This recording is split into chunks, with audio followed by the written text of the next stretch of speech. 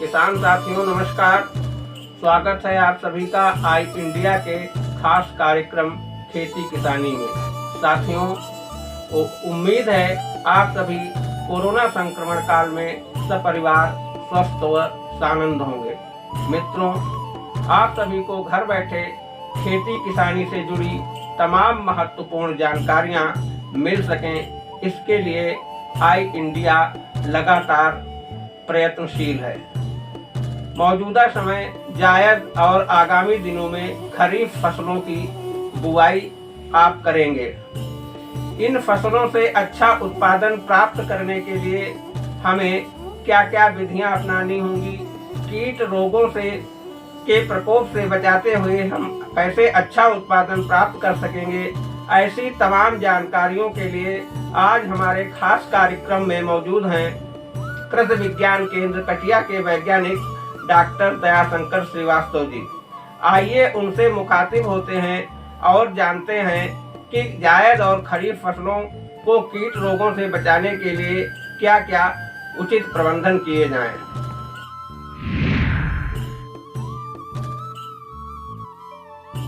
किसान भाइयों नमस्कार। किसान साथियों, इस कोविड-19 पैंडेमिक सिचुएशन में पूरा देश कहीं ना कहीं से विशेष रूप से प्रभावित हुआ है और ख़ास तौर से यदि हम आप सबकी बात करें तो खेती किसानी और पशुपालन की बहुत सारी गतिविधियां प्रभावित हुई हैं, जिससे कि आपको बहुत सारा आर्थिक नुकसान उठाना पड़ा हुआ है।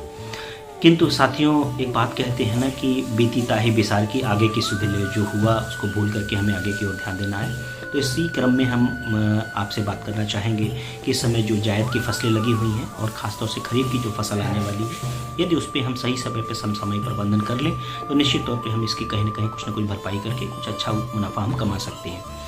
जो जायद की फसलें हैं, आप देखते हैं अनाज वर्ग की फसलों में हम मक्का की बात करें, मक्का लगी हुई है, और दलहन की हम बात करें तो मूंग उड़द की फसल इस समय चल रही है।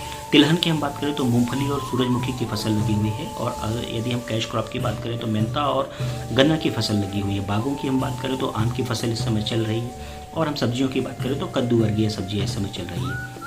इनमें प्रबंधन की हम बात करें तो खासतौर से यदि हम मक्का की बात करें तो मक्का में आप देखेंगे कि फाल वर्म कीट जो है बहुत ज़्यादा नुकसान कर रहा है, और ये कीट जो है 2 वर्ष पहले ही भारत में आया है। लेकिन ये कीट इतना ज़्यादा विनाशकारी है कि कोई भी फसल कोई छोड़ नहीं लेगा। मक्का इसकी पसंदीदा फसल है और ये ज़्यादातर मक्का में तबाही कर देता है। जो कल्ले निकलने लगते हैं, फुंगियाँ में आप देखते हैं कि बहुत सारा फुंगियों को ही नुकसान का आगे बढ़ने के कल्ले को रोक देता है, और वहाँ बहुत सारा मल जो है ये निकालता है। इसकी विशेष पहचान है कि बहुत सारा मल आपको देखने को मिलेगा। दूसरी पहचान इसकी क्या है कि जब आप इसमें देखेंगे कि इसको इस सुंडी को जब आप देखेंगे तो इसके पीठ पे जो है अष्टम भाग में लास्ट जो है सेगमेंट में आप देखेंगे 4 आयताकार के 4 बूंदे आपको काले रंग के स्पॉट्स दिखाई देंगे। विशेष एक पिक्यूलियर कैरेक्टर है इसका जो है, तो इससे आप इसकी पहचान कर सकते हैं। दूसरी पहचान के लिए क्या है कि फेरोमोन ल्योर जो है, इसके लिए ट्रैप जो है में ल्योर लगा करके भी इसको पहचान सकते हैं। कृषि विज्ञान केंद्र कटिया में इसके ल्योर उपलब्ध हैं। आप इसको ल्योर ले जा करके अपने फेरोमोन ट्रैप में अपने खेत में लगा दें। यदि आपके आसपास यदि इस कीट की अवस्था होगी, यदि एडल्ट होगा तो निश्चित तौर पर उसमें एडल्ट तितली आ जाएगी, तो उससे आपको पता चलेगा कि ये कीट आ गया है। यदि कीट आ गया है तो निश्चित तौर पर बहुत सावधान रहने की बात है, क्योंकि ये किसी भी फसल को छोड़ता नहीं है, ये सभी फसल को नुकसान करता है। तो खासतौर से इस कीट को पता लगाते रहें। यदि कीट आ गया है तो प्रबंधन कैसे करना है, इसके लिए अनुसंधान कार्य चल रहे हैं। जो दवाइयाँ हैं इस देश में जो है इसके लिए दवाइयों पे काम चल रहा है। लेकिन चूँकि स्पोडोप्टेरा जो है इसकी यही दूसरी प्रजाति है, तो स्पोडोप्टेरा के लिए जो कंट्रोल करते हैं हम इसमें कर सकते हैं। इमामेक्टिन बेंजोएट 100 ग्राम और नोवाल्यूरान जो है 100 ml 200 लीटर पानी में मिला करके आप इसको स्प्रे कर देंगे तो ये कीट नियंत्रित हो जाएगा। देसी विधियों में अगर हम बात करें तो इसमें बालू भी आप इसमें डाल कर सकते हैं, यदि आप कर सकें तो बालू अगर जहाँ से कल्ले निकल रहे हैं डाल देंगे तो इससे भी नियंत्रित हो सकेंगे। जैविक विधि में अगर आप बात करें तो नौमोरिया जो है 5 ग्राम प्रति लीटर पानी के हिसाब से अगर स्प्रे करेंगे शाम के समय तो इसमें भी आप इसको बचाव कर सकते हैं। साथ ही साथ जो है अगर आप वनस्पति कीटनाशक डालेंगे तो इससे भी आपको बचाव हो सकता है। इसमें भी शाम के समय धुआं यदि आप करते हैं तो धुआं बहुत ही प्रभावकारी है, क्योंकि 7 से 9 बजे के कीटों की अवस्था किसी भी फसल के लिए प्रजनन की अवस्था होती है कीटों के, कुछ कीटों के लिए विशेष तौर से। तो इसमें जो है एडल्ट तितलियां जो है मेटिंग करती हैं और अंडे दे देती हैं, तो आपको धुआं करके इस कीटों को अंडे ही नहीं देना है, यानी मेटिंग ही नहीं करने देना है, अपने खेतों के से भगा देना है। तो इससे भी आप ये चीज़ों को नियंत्रित कर सकते हैं। बात करते हैं यदि हम मूंग और उड़द की, तो इसमें आपको देखेंगे कि सफ़ेद मक्खी से जो कबरा रोग लगते हैं, जिसके पीला मोज़ेक कहते हैं, कि ये बहुत ज़्यादा फैल रहा है। और ख़ासतौर से माहों से जो पत्तियां सिकुड़ जा रही हैं, ये 2 तरीके का कीट है जो ज़्यादा नुकसान करता है।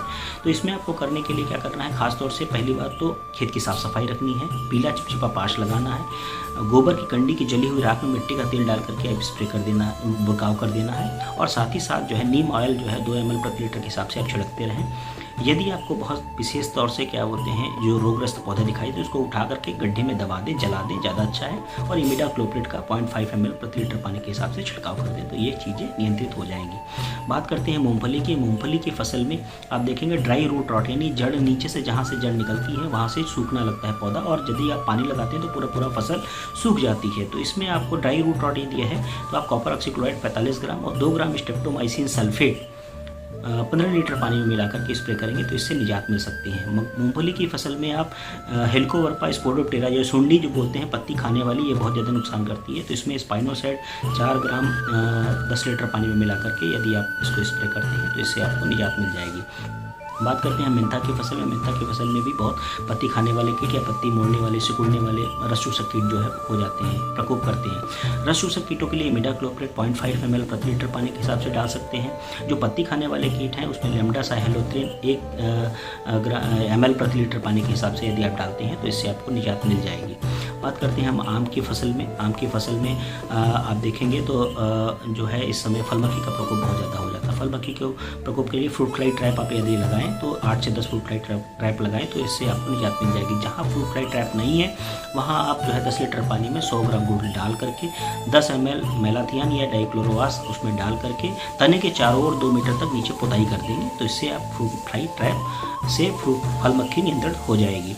एक फल गिरने की समस्या आम में आती है तो ये सूक्ष्म पोषक तत्वों की कमी के कारण है। न्यूट्रिएंट पोषक तत्व प्रबंधन की बात यहाँ आती है। पोटेशियम सल्फेट इसमें 600 ग्राम 200 लीटर पानी में मिला करके डालते हैं तो इसमें फल गिरने की समस्या निजात पालेंगे। गन्ने की फसल में इस समय देखेंगे तो अगेती तना बेधक की लगभग अवस्थाएं जा चुकी हैं। अब आपको चोटी बेधक के लिए ध्यान रखना है। चोटी बेधक जो है जून के तीसरे सप्ताह से प्रकोप करेगा। उसमें आप जून के तीसरे सप्ताह में कॉपर कार्बोफ्यूरान आपको 8 से 10 किलोग्राम प्रति एकड़ के हिसाब से यदि आप छिड़काव कर देते हैं तो इससे निजात पा जाएंगे।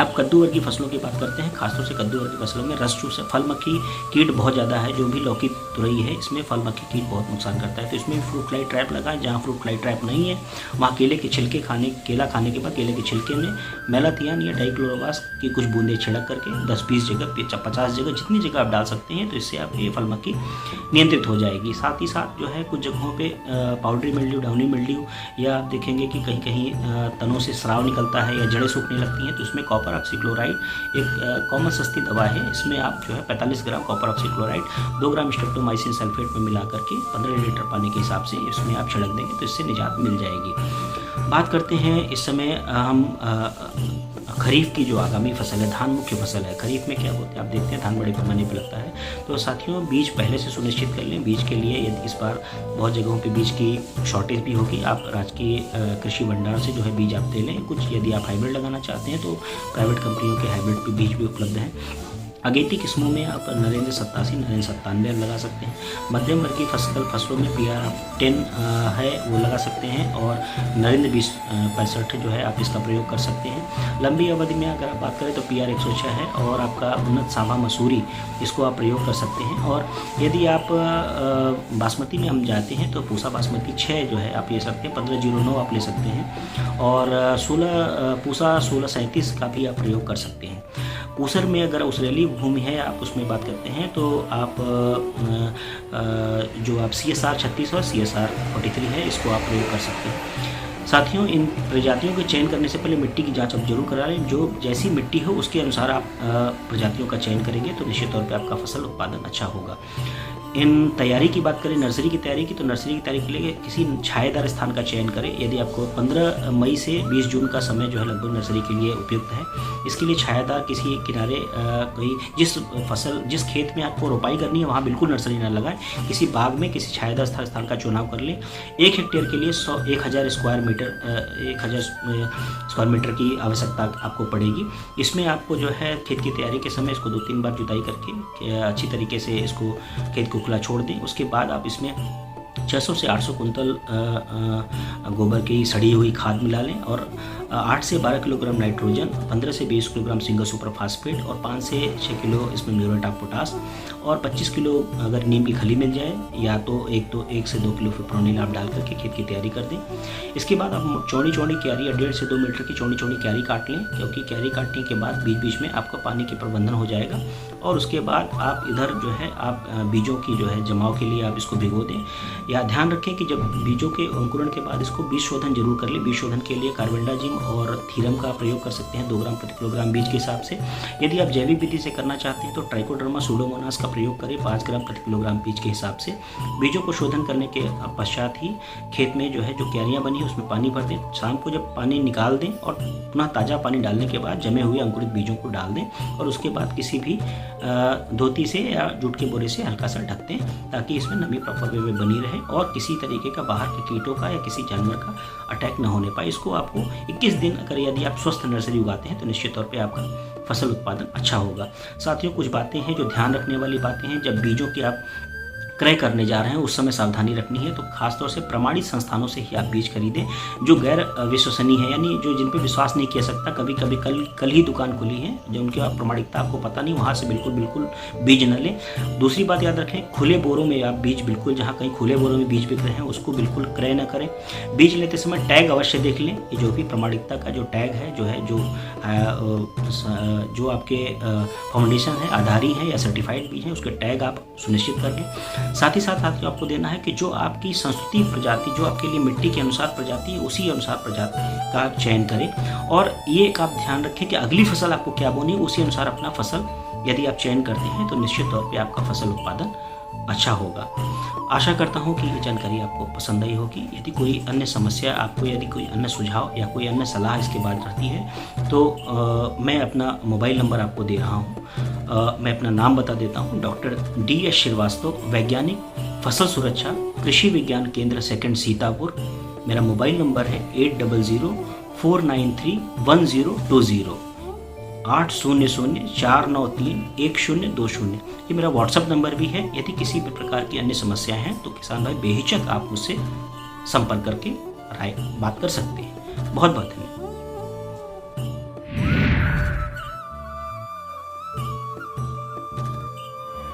मित्रों, डॉक्टर दयाशंकर श्रीवास्तव जी द्वारा बताए गए सुझावों पर अमल ला करके उम्मीद है आप लोग अच्छा उत्पादन हासिल करेंगे।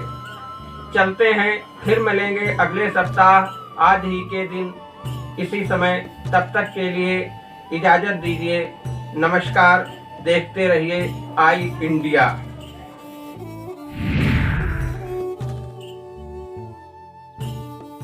स्टूडियो IAS लखनऊ में ही सिविल सेवा की तैयारी के लिए एक बेस्ट फैकल्टी के साथ एक मॉडर्न कैंपस उपलब्ध करा रहा है।